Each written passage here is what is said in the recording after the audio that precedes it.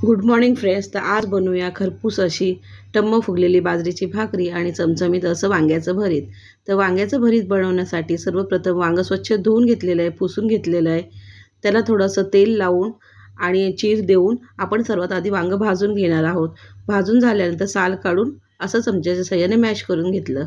2 medium साईजचे कांदे इथे कट करून घेतलेले आहेत मी।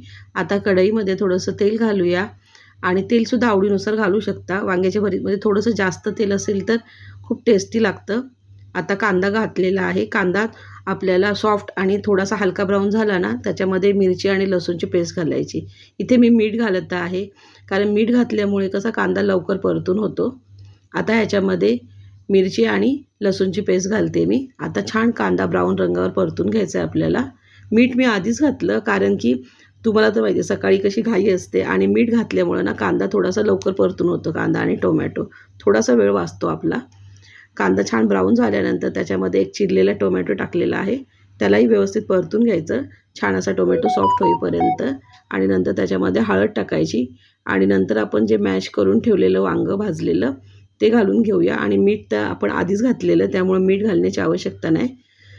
सर्व मिश्रण व्यवस्थित एकजीव करून घ्यायचं आणि मस्त झाकण ठेवून 3 ते 4 मिनिटं छान वाफ काढून घ्यायची। पुन्हा एकदा मिक्स करून घ्यायचं आणि छान चिरलेली कोथिंबीर काढून पुन्हा मिक्स करून घेऊया।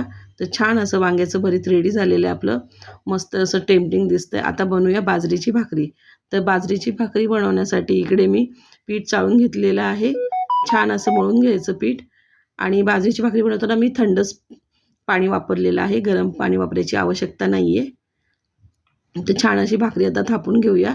आणि आता मस्त थंडीचा सीझनसुद्धा आहे, त्यामुळे सीझनल गोष्टी आपण खाल्ल्या पाहिजेत। त्यामुळे आज आहे मस्त बाजरीची भाकरी। तर इथे आता भाकरी थापून झालेली आहे माझी। जी आपली खालची बाजू असते ना, ती तव्यामध्ये टाकताना वरच्या साईडने टाकायची आणि त्याला पाणी लावून घ्यायचं। आणि पाणी पूर्ण सुकल्यानंतर भाकरी आपल्याला पलटी करून घ्यायची।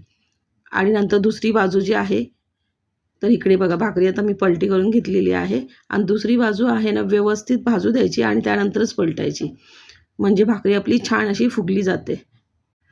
तर मस्त असे बाजरीच्या भाकरी आणि वांग्याचं भरीत आपलं रेडी झालेलं आहे। व्हिडिओ आवडला असेल तर लाईक करा आणि चॅनलला सबस्क्राईब करा।